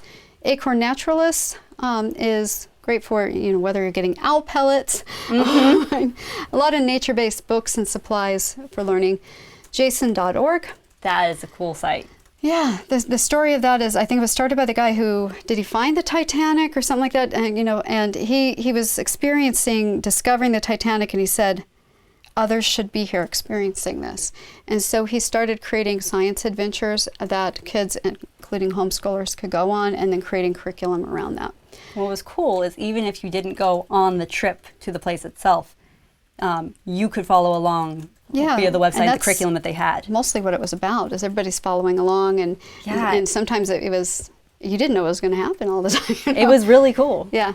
Meet the Masters is a fantastic art program where kids are looking at things like Van Gogh. Yeah, Da Vinci and emulating their style, and it's just kind of fun. And what I like about Meet the Masters is when parents get so involved in it as well. So it's their kids and the parents who are there like, let's do this together. It's good for you, and you need to take care of yourself. So I suggest you do that. I'm just going to say Zaner Bloser is a popular publisher for spelling and for strategies for writers and some nonfiction books. So for reading and writing, including spelling, go ahead and check out their website, and it's possible for you as a homeschooler to be able to purchase directly from them. If your kid is advanced in math and needs more challenge and go into more depth, check out Beast Academy Math. If you want an easy way to have your kids sucked into a computer and stay there for a while, try Creativity Express Madcap Logic. This was created by Disney animators. It covers all the K-12 art standards. It is a lot of fun, and you're learning some serious art skills, and they're learning graphic arts. And I've even seen very little kids who don't normally have a strong, motor skills. a long attention span. Yeah. They're loving it, and they're there for a while. Really great if you're having to go into a meeting. Exactly. You've got this covered for a while. And then Khan Academy. A lot of people do know of Khan Academy. Started off, he was making videos for his nephews, and he ended up expanding from there. And I think they have math and science and now other subject areas as well. It's just online videos categorized by subject and subtopic as well. Okay. Learning tools. Be a cyborg. Or old school, so whether you have a phone, setting alarms, that type of thing. Online time and project management tools are things that you could look for. And what would be a favorite? I don't know, there's Google Calendar. There's Google Calendar, there's Trello. Gamification programs can be Habitica. Yeah, Monday.com. Yeah, this is like its own presentation, Slack. so we'll do that later. Yeah. Software to gather and organize information documents. I like Zotero for that. I can organize all the academic articles that I have with all the details that I need to be able to go and find them again. Okay. So again, this should be its own presentation, so we can't spend a lot of time on that. But the one thing I want to emphasize is as you're looking at all these tools, and the tools change all the time as to what's even available, my recommendation is please try to use tools you will use without hesitation. Keep in mind the purpose of the tools, learning needs and preferences. Things that were going to work for me did not work for Cass. Yes, things that worked for me did not work for Heather, and vice versa. Right. Everyone's an individual. Yeah, and something might be new and shiny, but have a really big learning curve. Can you get past the learning curve to actually use the tool? And again, it's easy to project. Well, this is great. This works for me. Here, have this gift. Yeah. I love dogs. Here's a puppy. Oh, yeah. Oh, boy. All right, and then learning beyond the home. I know this is kind of hard right now with but groups and co-ops, parent partnerships, local groups such as meetups. You did the UU and the UCC, bookstores and libraries, and there are co-ops, homeschooling co-ops where you can get together, and then parks and recreation. That's the one I actually want to emphasize. A lot of people are not aware that their parks and recreation department in their area might have a whole bunch of classes for homeschoolers. I don't know if you remember taking those. Yeah. I know that I remember researching them and been like, this is great. Yep. Field trips in the future can include expand your horizons. If you are a parent of a daughter, if you have a daughter, this is for girls only. Look up Expand Your Horizons. It's trying to get girls to expand their horizons in areas of science. Your local science centers, museums, nature preserves, homeschool day events. A lot of these places will have homeschool days where they have a reduced rate, and it might even be free. And when you're there, ask the workers if they know of experiential learning opportunities in your area. These workers are the people who are going to know, and just keep asking. Every opportunity you get, ask a person, hey, by the way, do you know of any other activities or places I could take my kid where they can enjoy these types of things? I'm going to mention Einstein's workshop in Boston and the Floating Lab in San Diego are a couple of these that you find out by asking around. Okay, public school options, ready? All right. And I know I'm kind of dominating a little bit here, but I'm trying to get through this because we had a late start. I know, this is great actually. All right, so there are some things that you can still use public school for if you decide to stay homeschooling full-time. And it can be extracurricular activities. A lot of times people do this for band because they still want to participate in band, and usually the band teacher is all for your kid continuing to participate. Sometimes they do it for sports, sometimes for art classes. Sometimes just selected courses, like, okay, I don't know how to do this one. I'm actually going to have them take this at the school. Or again, an art class would be an example because you don't have the full art studio, perhaps. Special education services or something. And that needs to be covered from age, I believe it's 3 to age 21. And so even if you're homeschooling, you can still get special education services. Independent study charter schools. I used a lot of these in California, so if you are from California, there are so many of these options. There's something similar to this up in Washington State as well, and I'm sure that there are in other states. I just happen to use them in those areas. They have some benefits. Usually you get a curriculum budget where they're like, here's a $1,000 budget. You get to use this to go shopping for curriculum. Sometimes they tell you your limit is what that curriculum is, and other times they're like, go for it. They're not allowed to do if they're public school, they can't do anything that's religious based, which is why that catalog is so nice when it will label it for you. Sometimes you can get guidance from a teacher. There could be a benefit there. Sometimes they're evaluating the work. Sometimes that comes in handy. And, they're doing the documentation. The school stores the records for you, so you don't have to. The flexibility of these schools will vary by state and also by the individual school. Some of them are very flexible, and some of them are very rigid in what their requirements are. It just depends. Typical requirements. You have to help them get that documentation. That means you are going to have to probably keep grades. You have to give them work samples. Sometimes they're fine with narrative evaluation instead of ABC grades, but you have to give them something. They tend to usually need you to make steady academic progress. That's because it's a requirement on them. They usually have to participate in state testing, and they need to have a certain percentage of their students do that, or it can actually cause them problems. Choices are often limited by the curriculum and the subjects and classes. And again, it depends on the school. Vocational programs. Okay, there are vocational programs, different areas around the country, right, and in Canada. In Washington, we had something called TriTech. Yes. You want to talk about TriTech really quickly? Yeah, so TriTech was a vocational skills center for high school students. We had auto body, we had culinary arts, we had nursing programs, a dentist program, vet tech. It was a whole bunch of stuff. And it was a way of like getting hands-on learning. Like auto body, we were working on the cars. Yeah.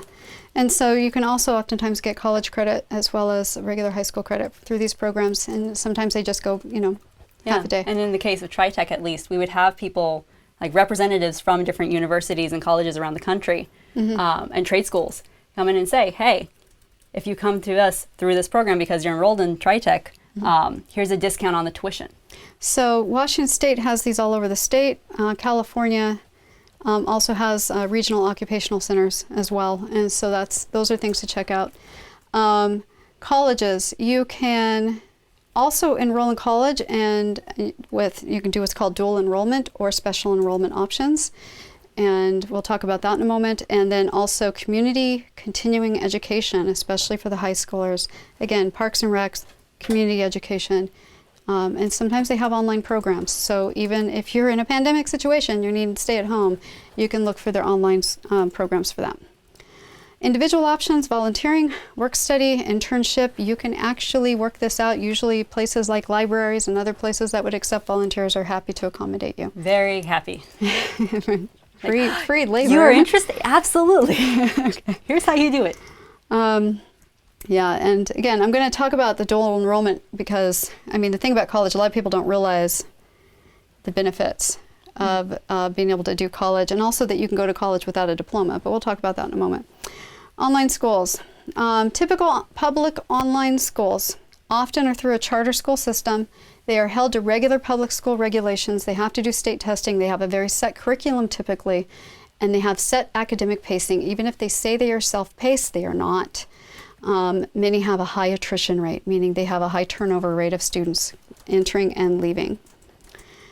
So it sounded kind of horrible, didn't it? Yeah. there are some benefits. There could be some good. It's not all bad. Some are good, but these are the things that you need to be asking about. What's your turnover rate? Okay.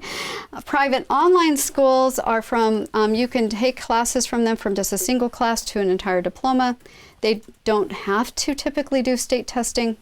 They are possibly more flexible, and they are tuition-based.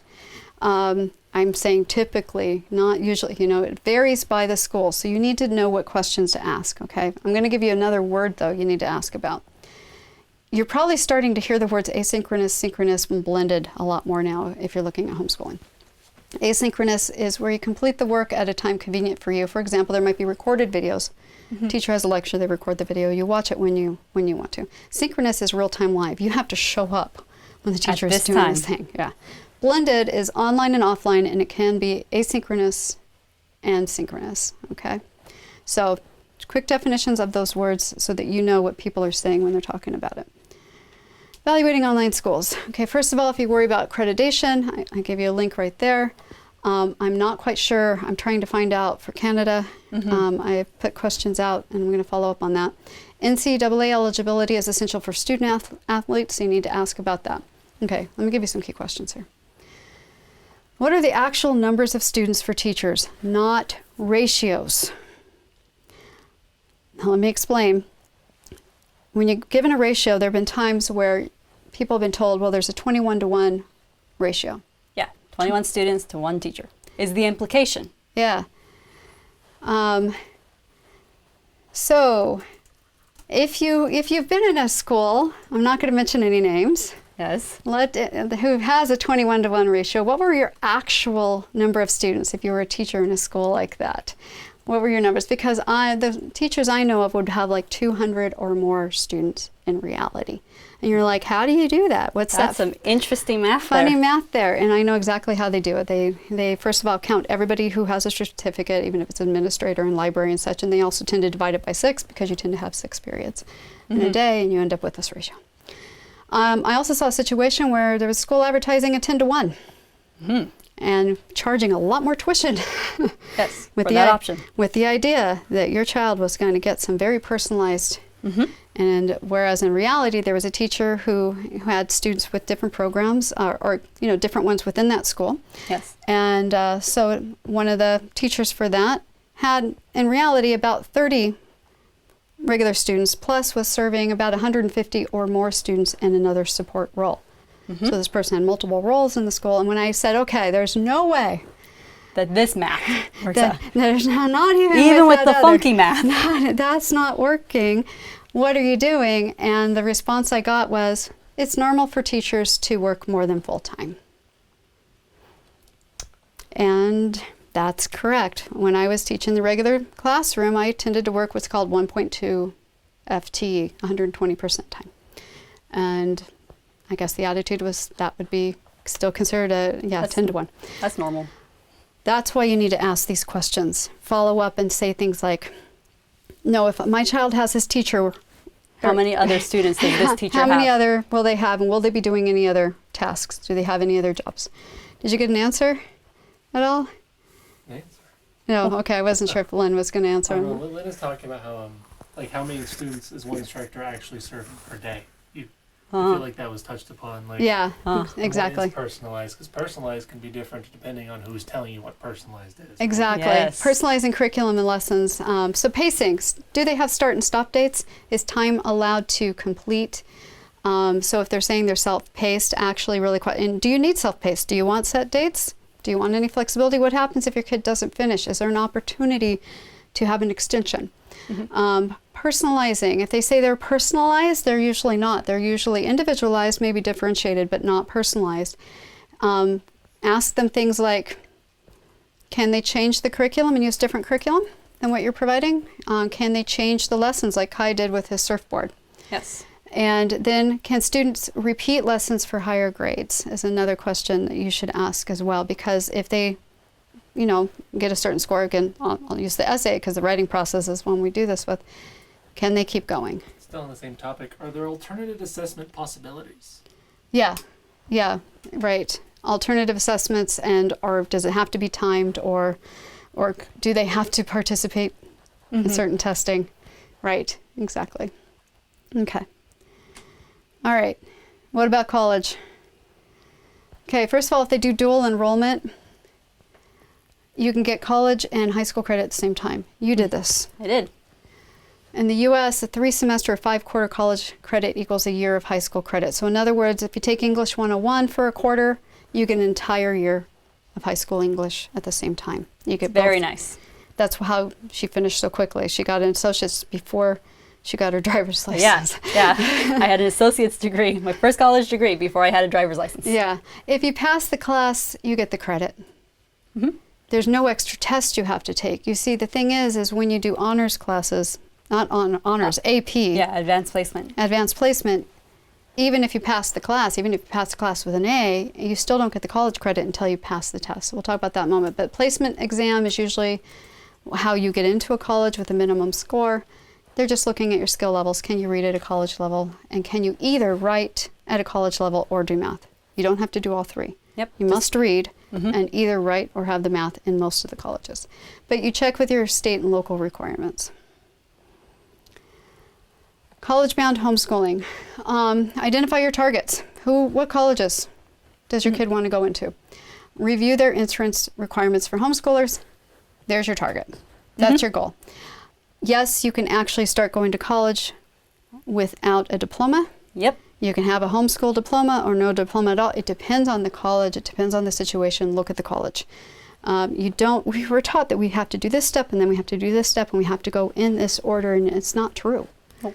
So many different ways. Again, what are your goals? So many different pathways to those same destinations. Advanced placement. It's usually rigid, textbook-based course, requires passing a test to actually get the college credit. So just doing the course isn't enough. By the way, that test, you can actually take that without taking the course. Yeah. So, skip the course if you want to, get the textbook and study. And you can get the college credit that way. And that's what some homeschoolers choose to do. Honors, if you decide to try to have honors as part of your homeschooling, you can do that. You can have a class on your homeschool diploma that says honors. I'm going to give you a tip. Make it so that it has some meaningful projects that can go on an application that actually look great. If you have them take a class, an honors class with another school, and it's a 5.0, have you seen that? Instead of 4.0, they weight it higher and they have a 5.0. I'm going to tell you what those colleges do with that. They're going to take your kids' transcripts and they're going to do the math and stick it back on a 4.0 scale. They don't want the 5.0. It can actually hurt you. Yeah, because if you pass on the 5-point scale, once it goes down to the 4-point scale, you might not really be hitting that mark. Right, right. So it can actually, work against you on that. So I recommend you don't do it. Which Lynn does comment that that kind of method can get you around the ACT, SAT route. It can. Yep, yep. So just to repeat what Dan said, Lynn was noting how this is a method to get you around the ACT and SAT route as well. Yes. And it sounds like a lot of colleges are, at least temporarily, getting rid of those in the GREs and such. And I'm wondering if this is a shifting. Right. If this will be a long-term shift. It probably should be. Why do we need that stuff? Oh, we're done. Oh, look at that. Wow. This was hard, let me tell you. Okay, so if you have any questions, I know it's so hot in here too. We're having a heat wave. We went up to 97 and we have no air conditioning. I think Dan described the wind outside as violently warm. Violently warm wind. There's a storm coming in. All right, so we're going to do this again on Sunday. Hopefully we'll be a little smoother. Okay, we were just taking a fire hose to you with information. Yeah.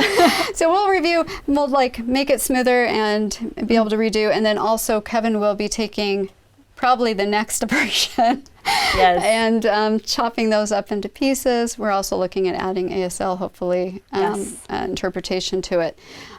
So if you're interested in knowing when that product is out, like the videos, or if you want somebody to actually know about this next Sunday, just email us. Also, any requests for other presentations, and I promise it will be a little bit more refined and not quite as long. Okay, we'll keep much more focused. This is a very different situation here. We're just trying to get out as much information as we can. This is a teaching program in a nutshell. Yeah, yeah. You can also request a link to the Parent Empowerment Project, but you can also just go to openpatheducation.com. And you'll see information about that there if you're interested in that. That's also, if you forget, openpatheducation.com, you can go there. You can use a contact form there as well. And for those of you who are patrons, remember that you're able to suggest items to be added to the project. You get to tell us what classes we need to either go find or curriculum we need to go find for you, or be able to create and coordinate and create. Yes. All right. Okay. We've covered everything. We covered everything. Okay, thank goodness. All right, thank you, everybody. Yes, thank you so much. For being here. We'll do this again and it'll be smoother next time, but... Yeah. Not bad for a first one.